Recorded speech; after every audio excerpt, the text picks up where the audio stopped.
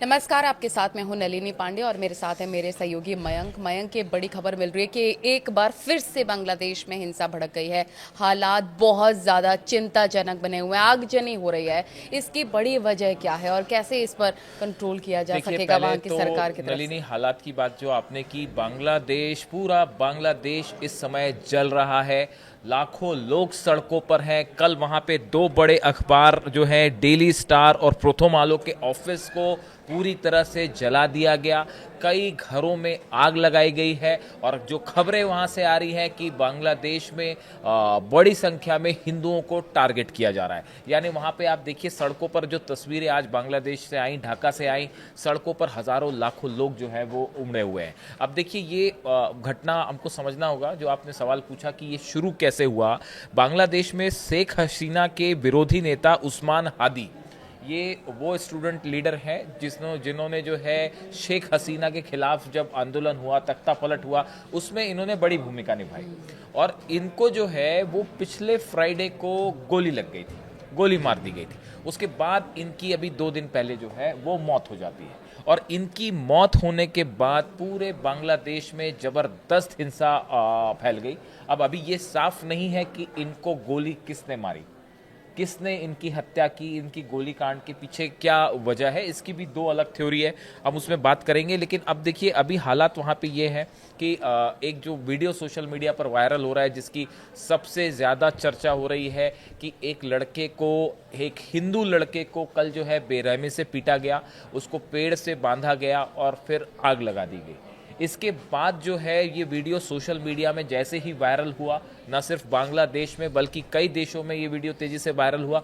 उसके बाद बांग्लादेश में और हालात बिगड़ गए हैं और दोनों पक्ष आमने सामने हैं। शेख हसीना के जो सपोर्टर्स हैं वो और अगेंस्ट जो हैं वो आमने सामने हैं। और कई जगह जो है वो चुन चुन के एक दूसरे के जो ठिकाने हैं वहाँ पे घरों में आग लगाई जा रही है, हिंसा हो रही है। अब देखिए, ये इस लेकिन पूरी वहाँ की सरकार क्या कर रही है? इतना कुछ बिगड़ गया, इतने हालात बहुत ज़्यादा खराब हो गए, वहाँ की सरकार का क्या रुख है इस अब पर? ये इसको लेकर देखिए, जो आपने सवाल किया कि मोहम्मद यूनुस की जो अंतरिम सरकार है उसकी तरफ से ये पूरे हालात जो है बांग्लादेश को लेकर, उसमें उनका जो बयान सामने आया है, वहाँ की सरकार ये कह रही है।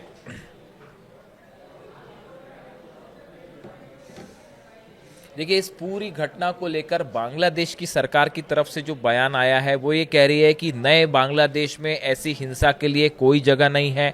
बांग्लादेश ने कहा है कि इस अपराध में शामिल किसी को भी बख्शा नहीं जाएगा। देश में हिंसा, आगजनी और डर फैलाने की घटनाएं कुछ अलग थलग आतंकवादी तत्वों द्वारा अंजाम दी जा रही। ये बांग्लादेश की सरकार ने एक फेस सेविंग की कोशिश की है कि जो है ये आरोप लगाए कि कुछ अराजक तत्व इस तरह की हिंसा कर रहे हैं, इसमें नए बांग्लादेश में इसकी कोई जगह नहीं है। लेकिन देखिए नलिनी, हकीकत यह है कि वहां की सरकार एक प्रकार से पैरालाइज है और जब भी इस तरह की हिंसा होती है सड़कों पर, तो ये बांग्लादेश की सरकार की कमजोरी साफ उभर कर सामने आ जाती है कि वो ऐसी हालात से निपटने में पूरी तरह से असमर्थ है।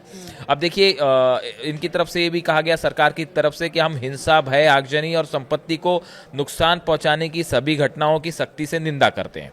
बयान में यह भी कहा गया कि बांग्लादेश इस समय ऐतिहासिक लोकतांत्रिक परिवर्तन से तो गुजर क्या रहा है। आपको अब देखिए, कुल मिला के स्थिति वहाँ पे ये है फिलहाल कि वहाँ पे लॉ एंड ऑर्डर नाम की कोई चीज़ नहीं है बांग्लादेश में।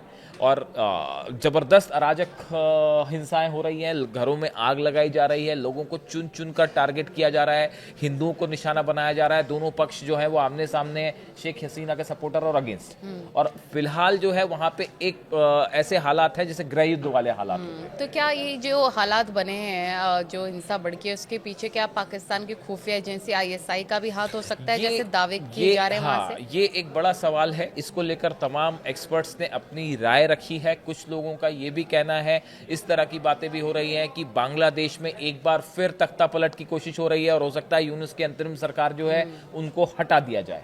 ये भी एक कोशिश हो सकती है, एक बड़ी साजिश ये भी हो सकती है। अब देखिए, आईएसआई का जहां तक सवाल है, जो सवाल आपने पर्टिकुलर पूछा, इसके पीछे देखिए कई वजह बताई जा रही हैं। वो ये है असल में कि हमने देखा पिछले कुछ समय में बांग्लादेश से ऐसी कई गतिविधियां हुई जो भारत को टारगेट करके करने की कोशिश की जा रही हैं। इस तरह की खबरें सामने आई। आप शेख हसीना को लेकर लीजिए, शेख हसीना के मुद्दे पर वहां की सरकार और भारत आमने सामने है। वो लगातार ये मांग कर रहे हैं कि शेख हसीना को वापस बांग्लादेश भेज दिया जाए और भारत पर इस तरह से जो है दबाव डालने की कोशिश की गई। भारत ने साफ इससे इनकार कर दिया। अब देखिए, इन हालात में कुछ भारतीय एक्सपर्ट्स का मानना है कि ये जो नेता हैं जिनकी हत्या की गई और जिसके उस्मान हादी की जिस तरह से हत्या हुई, इसके पीछे कौन है, ये एक बड़ा सवाल है कि उस्मान हादी को किसने गोली मारी। अब देखिए, इसमें दो बातें निकल के सामने आ रही हैं, दो थ्योरीज निकल के, हाँ, और क्यों मारी, दो बातें निकल के आ रही हैं। एक तो ये कहा जा रहा है कि क्या यूनुस सरकार के जो सपोर्टर्स हैं उन्होंने ही उस्मान हादी की हत्या कर दी, ताकि जो है वो अगले साल जो इलेक्शन होने हैं वो इलेक्शन टल जाए। बिल्कुल, और क्या ये एक साजिश थी, एक बड़ा एक जो है वो प्लॉट था जिसमें उस्मान हादी की हत्या की गई और खुद ही के लोगों ने जो है वो हत्या करवा दी कि मोहम्मद यूनुस को फायदा मिल सके, हाँ बिल्कुल, इस तरह की एक बात जो सामने निकल के आ रही है। दूसरा जो है, कुछ भारतीय एक्सपर्ट्स का मानना है कि इस हत्याकांड में बिना जांच के जिस तरह से आरोप लगाए गए, यानी आपको पहले जांच करनी चाहिए थी इस हत्याकांड की कि ये इस हत्या के पीछे कौन है, उसके पहले ही आप जो है वो हिंसा शुरू हो जाती है और एक पर्टिकुलर ग्रुप को टारगेट किया जाता है। इससे लगता है कि ये एक बड़ा जो है प्लान तैयार था पहले से कि किस तरह से, वरना अगर आप कहीं पे भी कोई भी असैसिनेशन होता है तो वहाँ की सरकार पहले उसकी जांच करती है, उसके बाद ये क्या उसमें किसके हाथ निकल के आता है उसकी जांच होती है। लेकिन अभी वहाँ उस तरह से कोई जांच ही नहीं है और एक बड़ा सेंटिमेंट जो है सोशल मीडिया पे चल पड़ा और हिंसा फैल गई। इससे लगता है कि ये एक बड़ा प्लॉट था।